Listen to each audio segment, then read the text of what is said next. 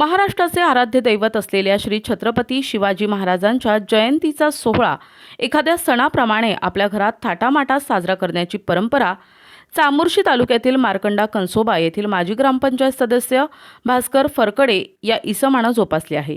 यंदा त्यांनी आपल्या राहत्या घरी शिवजयंती साजरी केली।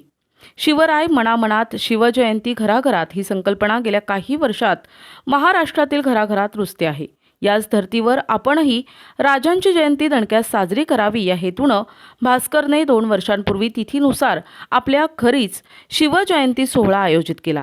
यंदा या सोहळ्याचे 3रे वर्ष होते। ही संकल्पना हळूहळू महाराष्ट्रातील प्रत्येक घरात उत्साहाने साजरी व्हावी यासाठी हा एक छोटासा प्रयत्न असल्याची प्रतिक्रिया भास्कर फरकडे यांनी दिली आहे। Bureau report NTV news Marathi, Gadchiroli.